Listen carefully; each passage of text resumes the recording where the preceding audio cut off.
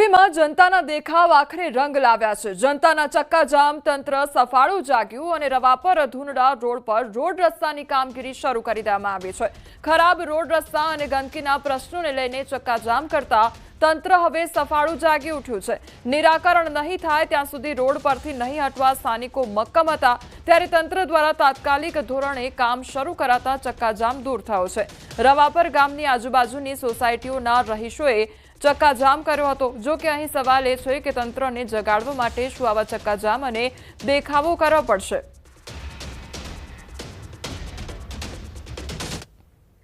મોરબીમાં રાજકીય ગરમાવા વચ્ચે એક ઓડિયો ક્લિપ વાયરલ થઈ છે। સોશિયલ મીડિયામાં ઓડિયો ક્લિપ વાયરલ થઈ છે અને તેણે ચર્ચાઓ તેજ કરી છે।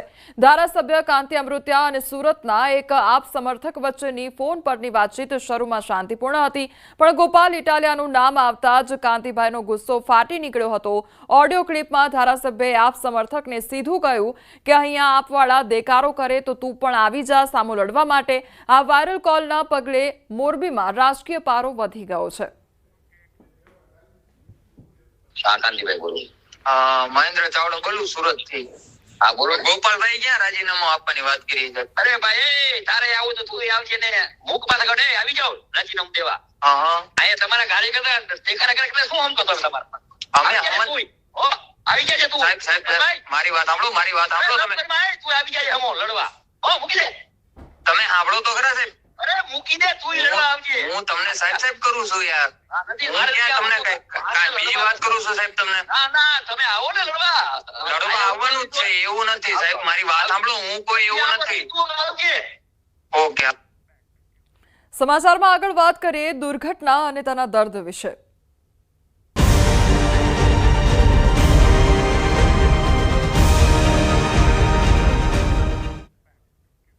વડોદરાના ગંભીરા બ્રિજ દુર્ઘટનામાં હવે મૃત્યુઆંક 20 પર પહોંચી ગયો છે અને બ્રિજના ગટર નીચેથી વધુ એક મૃતદેહ મળી આવ્યો છે। બ્રિજ દુર્ઘટનામાં મૃત્યુઆંક 20 થયો છે તો હજુ એક ઘાયલ અગાઉ સારવાર દરમિયાન વધુ એક વ્યક્તિનું મોત થયું હતું। ઘાયલ નરેન્દ્રસિંહ રતનસિંહ પરમારનું મોત નીપજ્યું છે। બોરસદના રહેવાસી હતા નરેન્દ્રસિંહ અને વડોદરાની એસએસજી હોસ્પિટલમાં તેઓ સારવાર લઈ રહ્યા હતા, તે દરમિયાન તેઓનું મોત નીપજ્યું છે। બ્રિજ દુર્ઘટનામાં ત્રીજા દિવસે પણ હજુ શોધખોળ યથાવત છે। કરુણાતિકામાં હજુ પણ મૃત્યુઆંક વધી શકે છે। તો અલગ અલગ તસવીરો સામે આવી છે કે જ્યારે દુર્ઘટના સર્જાઈ ત્યારથી લઈને અત્યાર સુધી હજુ પણ સર્ચ ઓપરેશન હાથ ધરવામાં આવી રહ્યું છે। હજુ પણ તે લોકો દ્વારા કામ કરવામાં આવી રહ્યું છે અને સ્થાનિક લોકો તેમજ જે ટીમો છે તે પણ ત્યાં આગળ હજુ સ્ટેન્ડ બાય રાખવામાં આવી છે અને સર્ચ જારી છે અને આ સાથે હજુ પણ મૃત્યુઆંક વધે તે પ્રકારની આશંકા સેવાઈ રહી છે। તો 50 કલાકથી વધુ જેટલો સમય વીતી ગયો છે, તેમ છતાં હજુ પણ સર્ચ જારી છે અને મૃત્યુઆંક 20 પર પહોંચી ચૂક્યો છે।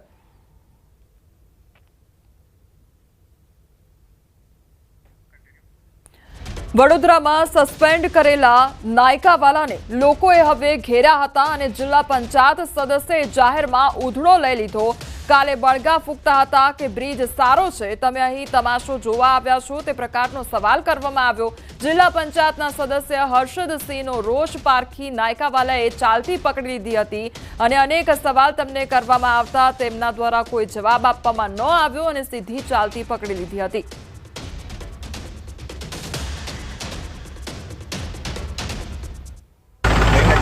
કાલે એવું કહેતા કે બ્રિજ સારો છે, બતાવું તમારો વિડીયો। તમે આ બ્લોક તૂટી ગયો છે, તમને ખબર નથી, તમારી જવાબદારી નથી। તમે અહીં આગળ તમાશા જોવા આવો છો, ગામડાનો વ્યક્તિ મરી જાય તમાશા જોવા આવો છો તમે અહીં આગળ, તમને ભાન નથી હોતું, તમારી જવાબદારી નથી હોતી। અરે કમ નહીં વાત કરવાની, લોકોનો જીવ ગયો છે, તમારો કોઈ દીકરો મરી ગયો છે, તમને શું ખબર પડે? તમારે અહીં ઊભું જ ના રહેવાનું હોય। 2-3 વર્ષ પહેલા તમારે અહીં આગળ આવવાનું હતું, આવું ખાલી આગળ હોશિયારી મારવા નહીં આવવાનું। ગંભીરા બ્રિજ દુર્ઘટના બાદ રાજ્યના અનેક જર્જરિત બ્રિજને લઈ સવાલો ઉઠી રહ્યા છે। ડુંગરપુર ખાતે આવેલો ખાણ નદી પરનો ઓવરબ્રિજ મધ્યપ્રદેશ અને ગુજરાતને જોડતો બ્રિજ છે અને આ બ્રિજના નીચેના તમામ પિલર નબળા પડી ગયા છે। આ બ્રિજ જર્જરિત થઈ ચૂક્યો છે અને અહીંથી રોજના હજારો વાહન પસાર થતા હોય છે। લોકો જીવના જોખમે અહીંથી પસાર થઈ રહ્યા છે। આ બ્રિજ પર દર ચોમાસામાં મસમોટા ખાડા પડી ગયા હોય છે. વળી આ બ્રિજ પર પડેલા ખાડાઓના કારણે અગાઉ અકસ્માતોની ઘટના પણ બની ચૂકી છે. તેથી લોકોની માંગ છે કે આ બ્રિજનું વહેલી તકે સમારકામ કરવામાં આવે.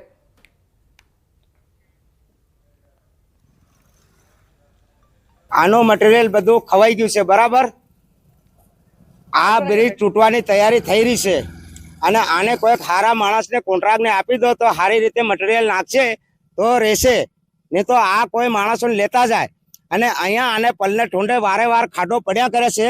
તો એક બાઇક ઉપરથી બેરી પડી પાછળથી તો એ મરી ગઈ, મગજમાં વાગી ગયું. પછી બીજી વખત એક ભાઈ મહિના પછી બીજી પડી ગઈ, એ બી મરી ગઈ, મગજમાં વાગી ગયું.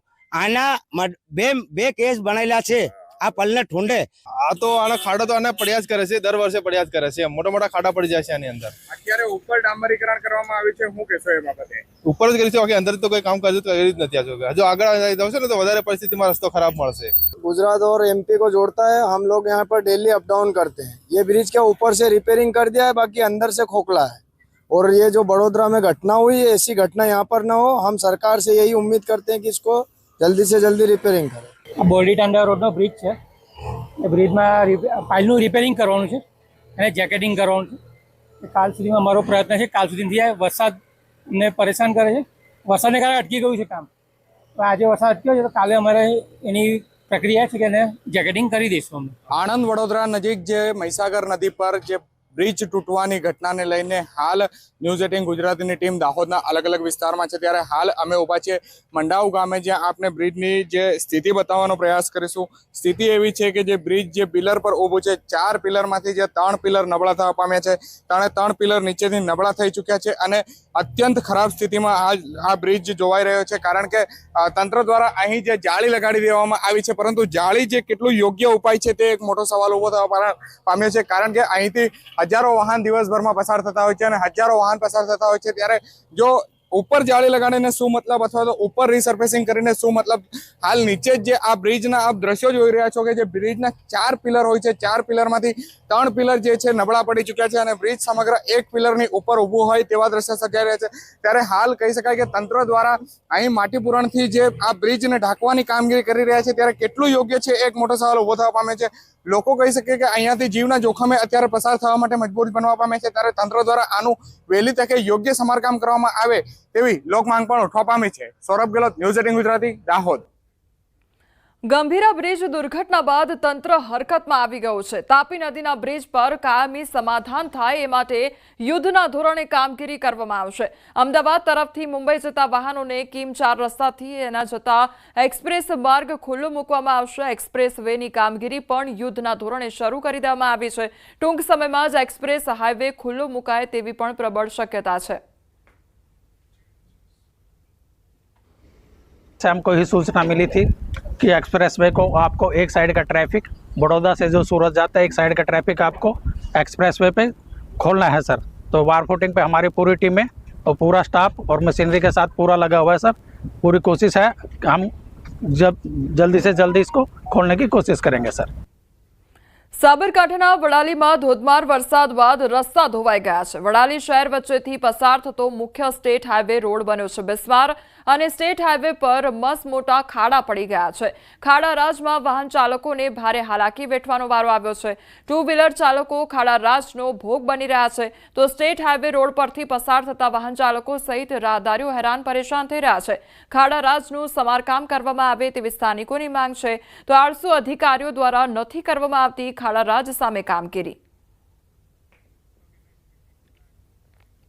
તંત્ર દ્વારા લોકોને ખંડેર અને જર્જરિત મકાનથી દૂર રહેવા માટે નોટિસ આપવામાં આવે છે, પરંતુ નોટિસ આપતું ધાનેરા પાલિકા તંત્ર ખુદ અસુરક્ષિત છે. પાલિકાની 25 વર્ષ જૂની બિલ્ડિંગની છતમાં જર્જરિત હાલત જોવા મળી રહી છે અને 2 દિવસ પહેલા જ પોપડા પણ પડ્યા હતા. જોકે કર્મચારીઓ હાજર ન હોવાથી કોઈ જાનહાનિ ન થઈ હતી. જે બાદ પાલિકાના જર્જરિત શૌચાલયને તાળા મારી દેવામાં આવ્યા. લોકો સલામતીના સૂચનો આપી રહેલું તંત્ર પોતે અસુરક્ષિત માહોલમાં કાર્ય કરતા ચર્ચાનું કેન્દ્ર બની ગયું છે. છોટાઉદેપુર જિલ્લાના કવાડ તાલુકાના ગોજારિયા ગામે ચાલતી અલ્પ સાક્ષરતા કન્યા વિદ્યાલય અને મોડેલ સ્કૂલના વિદ્યાર્થીઓને તમામ સુવિધાવાળું અદ્યતન મકાન બનાવવામાં આવ્યું છે. અહીં 5 જેટલી શાળાઓ છે. સરકાર આદિજાતિના બાળકોનું શિક્ષણ સ્તર ઉપર આવે તે માટે કરોડોનો ખર્ચ કરે છે. તેથી બાળકોને તેનો પૂરતો લાભ મળે છે કે નહીં તે જોવા ભાજપના તાલુકા પંચાયતના કારોબારી અધ્યક્ષ પિન્ટુ રાઠવાએ અચાનક મુલાકાત લીધી. તેમની મુલાકાત દરમિયાન તેમને ચોંકાવનારા દ્રશ્યો જોયા તો વિદ્યાર્થીઓ માટે બનાવવામાં આવતા ભોજનની સામગ્રીઓ પર એક્સપાયરી ડેટ પણ લખેલી ન હતી. ચોખા અને ગોળ સહિત અનાજના જથ્થાની સામગ્રી શંકાસ્પદ દેખાતા જથ્થા ઉપર એક્સપાયરી ડેટ લખવામાં નહોતી આવી. ચારે તરફ ગંદકીનું સામ્રાજ્ય જોવા મળ્યું. તો આ જોઈ કોન્ટ્રાક્ટર અને શિક્ષકોને બોલાવી તેમની પાસેથી આ અંગે જવાબ માંગવામાં આવ્યો. જે એજન્સીને કોન્ટ્રાક્ટ અપાયો છે તે એજન્સી વિશે પણ જાણકારી લીધી. मैंने कंपनी को बोला है, सारी चीज़ के लिए मैंने कंपनी को पहले से इन्फॉर्म कर रखा है मैंने सर. 2022 का है चावल. हाँ ये है सर, मैं इसको देख रहा हूँ. और आपने बच्चों को और खिला भी दिया पहले? चल रहा था सर, पहले खिलाया था, पहले चल रहा था. कितना खिलाया? कितना थोड़ा गाड़ी आया था? थोड़ा सा ही आया था. ગયા વર્ષે પણ એક્સપાયરીવાળો માલ હતો. જે વસ્તુ જે છોકરાઓ ખાય છે એ બધું એક્સપાયરીવાળું હતું. અને તારે પણ અમે વિભાગને સૂચના કરેલી કે આવું વસ્તુ મળે છે તો અમે એ વિભાગે એવું જણાવ્યું કે અમે તાત્કાલિક બદલાવી દઈશું. અને આ વર્ષે પણ આ બધું જેટલું વસ્તુ તમે દેખો છો આ બધું એક્સપાયરીવાળું જ છે. જે ડેટ જ નથી લખેલી કે કયા ડેટમાં બન્યું એ પણ નથી લખ્યું. આ બધું વસ્તુ એજન્સીને જાણ કરીને આ સામાન તાત્કાલિક મોકલાવી દેવામાં આવશે.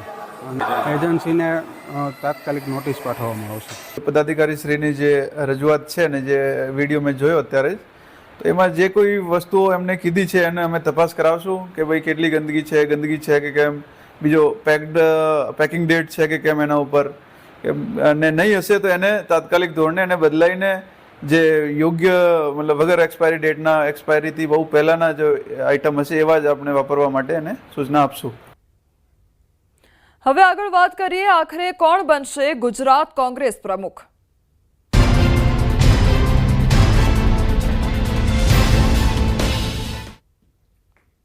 ટૂંક જ સમયમાં મળી શકે છે ગુજરાત કોંગ્રેસ પ્રદેશ પ્રમુખ. કોંગ્રેસ નેતા અમિત ચાવડાનું નિવેદન સામે આવ્યું છે. રાહુલ ગાંધી સાથે મુલાકાત બાદ તેમના દ્વારા આ નિવેદન આપવામાં આવ્યું છે. ગઈકાલે દિલ્હીમાં ગુજરાત કોંગ્રેસ નેતાઓ સાથે રાહુલ ગાંધીએ બેઠક યોજી હતી. તો ચાલુ મહિનાના અંતમાં નવનિયુક્ત જિલ્લા પ્રમુખોની 3 દિવસીય તાલીમ યોજાશે. 3 દિવસના ઓરિએન્ટેશન પાર્ટીની આગામી રણનીતિ નક્કી થશે અને આગામી 2.5 વર્ષના આંદોલનાત્મક કાર્યક્રમ પણ નક્કી કરવામાં આવશે. તાલીમ કાર્યક્રમમાં માર્ગદર્શન આપવા માટે રાહુલ ગાંધી પણ હાજર રહી શકે છે. પ્રદેશ કોંગ્રેસ સમિતિના પ્રમુખ તરીકે પણ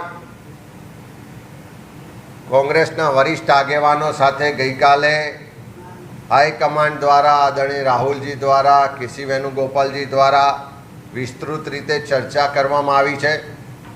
હું માનું છું કે આવનારા થોડા દિવસોમાં એ બાબતનો નિર્ણય પણ ઝડપથી થશે. સાથે સાથે ગઈકાલે રાહુલજી સાથે જે ચર્ચાઓ થઈ છે